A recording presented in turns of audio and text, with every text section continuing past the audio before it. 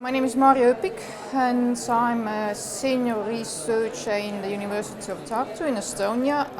My field of research is about vascular mycorrhizal fungi and their community diversity.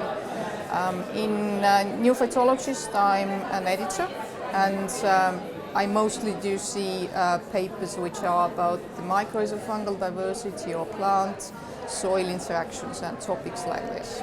So my way into the plant science probably was in multiple steps. As I said, I work in the plant-fungal interactions. So I started as a mycologist, and when I started my PhD, then I moved into the mycorrhizal topic in the plant ecology point of view.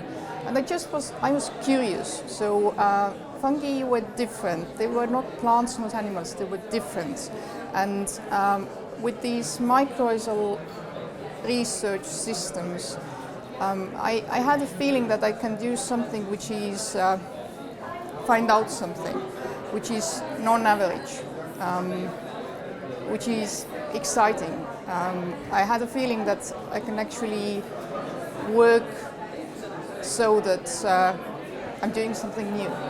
The reason why I decided to be a scientist, to be a researcher, I think it was not a single time point. So there were multiple times in my study times and in my research times when I had to make a choice whether to continue doing research or whether to do something else. And I think that the crucial points were the curiosity. So seeing excitement, seeing that I can discover something new, feeling that I can do something which is not average. I think this is what made me stay doing research and actually finally make the decision that I want to be a scientist. Whether I see anyone as my role model, not really, but I have learned from a number of people through my career, and I have been in a way excited about the ways how people do things.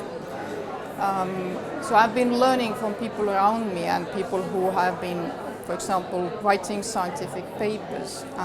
One of these people is Alistair Fitter, who also used to be editor of New Phytologist.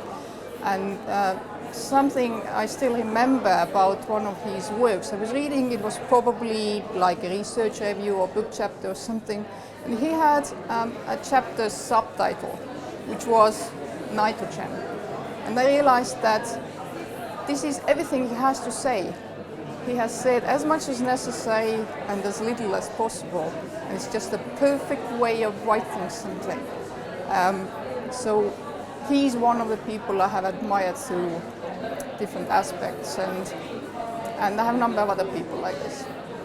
I don't like to give advice, but if I would have to say something, then I would encourage people to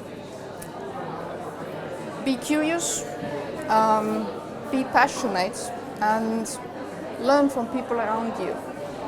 So about curiosity, I have really experienced myself that the curiosity is my best teacher, my best leader. I have frequently been feeling that I do something which is not justified. I'm wasting my time because I'm following my curiosity.